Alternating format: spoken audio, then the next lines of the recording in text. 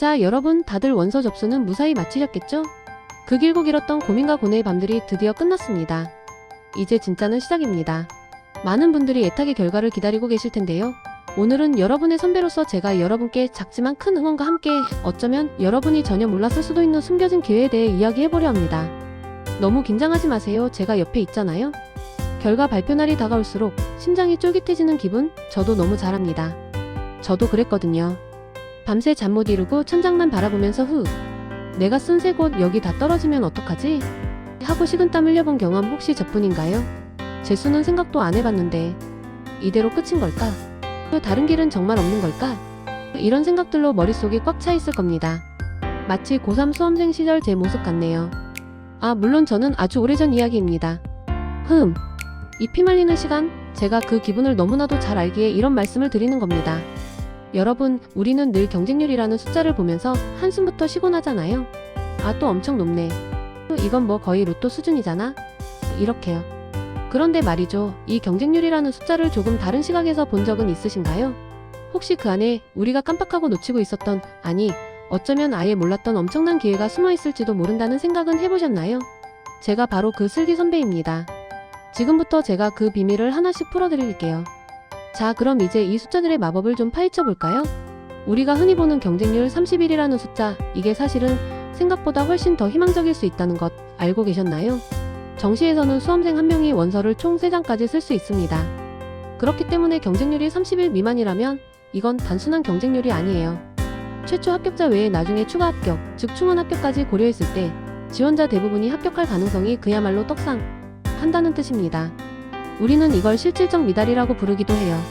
즉 경쟁이라고 부를 만한 것이 거의 없는 말 그대로 숨겨진 기회의 땅이라는 거죠. 특히 경쟁률이 1.51 미만인 곳들은 정말이지 우리가 함께 찾아볼 숨은 보석 같은 곳들입니다. 와인으로 치면 언더밸류도 되어 있는 정말 귀한 곳들이죠. 이쯤 되면 도대체 어디야? 하고 궁금증이 폭발할 것 같은데요. 저와 함께 지금부터 이 보물찾기를 시작해볼까요? 첫 번째 보물상자를 열어볼 곳은 바로 호남권입니다.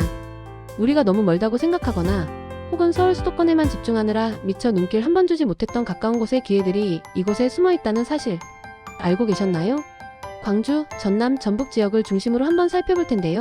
여러분의 생각보다 훨씬 더 다양하고 매력적인 전공들이 그야말로 두 팔 벌려 우리를 기다리고 있습니다. 마치 어이 친구, 여기 숨어 있었다고 하고 외치는 것 같지 않나요? 자, 이제 구체적인 보물 지도를 펼쳐볼 시간입니다. 호남권의 숨은 기회들을 함께 찾아볼까요? 먼저 남부대학교를 보시면 유아교육과가 경쟁률 1.001, 호텔조리학과 1.441, 심지어 미래자동차 학부나 건축학과도 1.001 미만입니다. 동신대학교의 경우 유아교육과가 0.31, 국제학부는 무려 0.611이에요. 아니, 유아교육과나 호텔조리학과 같은 우리가 흔히 인기 많다고 생각했던 곳들의 경쟁률이 이렇게 낮을 수 있다니 저도 이 자료를 보면서 정말 몰랐네 하고 깜짝 놀랐습니다. 마치 로또 당첨번호가 내 생일인 줄 알았는데 알고 보니 옆집 아저씨 생일이었던 것 같은 그런 느낌적인 느낌이랄까요? 우리가 흔히 나름 인기 학과 아니야? 했던 곳들도 의외의 기회를 품고 있다는 걸 여기서 확인할 수 있죠. 호남권의 보석 찾기는 여기서 끝이 아닙니다. 다음으로 목포가톨릭대학교의 유아교육과가 0.301, 송원대학교의 치위생학과가 0.321, 한일장신대학교의 신학과가 0.061, 그리고 심지어 심리상담학과는 지원자가 0명인 곳도 있었어요. 1위라니 이건 뭐 경쟁이 아예 없다는 뜻이죠. 그런데 잠깐, 여기서 아주 중요한 체크포인트가 있습니다. 바로 학자금 지원 제한 대학 정보입니다. 이 표에 있는 모든 대학이 그렇다는 건 아니지만 간혹 이런 숨은 보석들 사이에 정부 재정 지원 제한 딱지가 붙어있는 대학들도 있습니다. 이런 정보는 여러분의 미래, 특히 학비와 연결된 중요한 부분이기에 꼭 반드시 확인하셔야 해요. 마치 보물 상자를 열었는데 그 안에 유통기한이 적혀있는 것과 비슷하다고 할 수 있죠. 보석은 보석이지만 그 가치를 제대로 활용하려면 꼼꼼한 확인이 필수입니다. 자, 이제 지도를 돌려 다음 보물섬으로 떠나볼 시간입니다. 이번 목적지는 영남권입니다. 호남권에서 새로운 가능성을 봤으니 이제 시야를 더 넓혀 영남권에서도 우리가 미처 생각지 못했던, 어쩌면 전혀 예상치 못했던 흥미로운 학과들이 얼마나 많은지 함께 찾아볼까요? 부산, 대구. 거기도 다 경쟁 치열하지 않아? 라고 생각하실 수 있지만 아닙니다. 우리의 고정관념을 깨부술 준비 되셨나요? 마치 영화 인디아나 존스가 숨겨진 유물을 찾아 나서는 것처럼 영남권의 숨은 보물들을 찾아 떠나봅시다. 영남권에도 놀라운 기회들이 가득합니다. 가야대학교의 치유일리스학과가 0.331, 사회복지상담학과는 1.051입니다.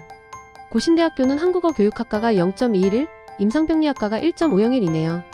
김천대학교를 보면 치기공학과가 1.311, 치위생학과 1.081, 심지어 안경광학과도 1.181입니다. 아니, 치위생학과나 임상병리학과 같은 보건 계열 학과들이 이렇게 낮은 경쟁률을 보이는 곳이 있다니. 여기 다 경쟁 치열해서 난 안 될 거야. 라고 생각했던 제가 정말 바보 같다는 생각이 들 정도네요.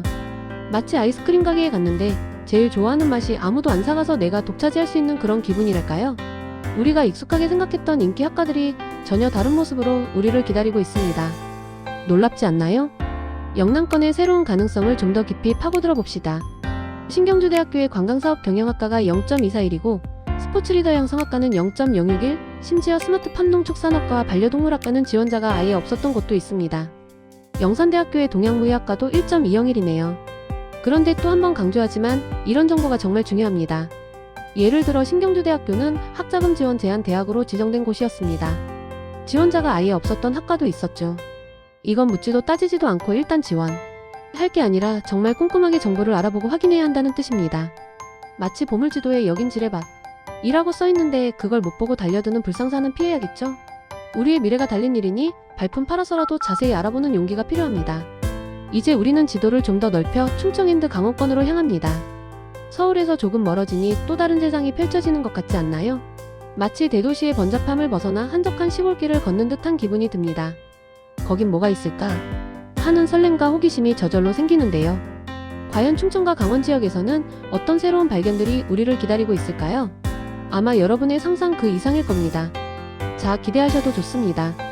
충청과 강원권에서도 놀라운 기회들이 속속 발견됩니다. 가톨릭관동대학교의 조리외식 경영학이 1.331, 항공교통물류전공이 1.401입니다. 가톨릭꽃동네대학교의 자율전공학부도 1.251이고요. 우석대학교는 식품보양학과나 식품영양학과가 1.001 미만입니다. 유원대학교의 초등특수교육과와 작업치료학과도 1.401이네요. 중원대학교의 작업치료학과도 1.501, 스포츠가라테학과는 0.171, 심지어 한국침례신학대학교의 신학부나 사회복지학과는 0.3대1의 경쟁률을 보였습니다. 그런데 여기서도 잊지 말아야 할 중요한 사실이 있습니다. 가톨릭관동대학교 역시 정부 재정지원 제한대학으로 지정되었던 곳입니다. 보물을 찾을 때는 항상 그 보석의 순도나 혹시 모를 숨겨진 위험 요소까지 꼼꼼하게 확인해야 합니다. 예쁜 돌인 줄 알았는데 알고 보니 독이 든 돌멩이? 이런 상황은 피해야겠죠. 꼼꼼함이 여러분의 미래를 지켜줄 겁니다. 자, 이제 다시 우리의 안방 수도권으로 돌아와 볼까요? 서울, 경기는 무조건 경쟁률 높잖아 라고 생각하며 미리 포기했던 분들께 희소식을 전해드립니다. 모두가 주목하는 서울, 경기권에도 우리가 미처 몰랐던 등잔 밑이 어두웠던 선택지들이 분명히 있습니다. 중요한 건 여러분의 정보력과 이 고정관념의 틀을 깨고 시야를 넓히는 용기입니다. 마치 우리 집 냉장고에 먹을 게 없다고 투덜대면서 사실은 냉장고 구석에 숨겨진 최고급 스테이크를 못 보고 있는 것과 같아요. 자, 수도권에 숨겨진 보물들도 한번 찾아 나서 볼까요? 수도권이라고 해서 모두가 바늘구멍만 한 것은 아닙니다.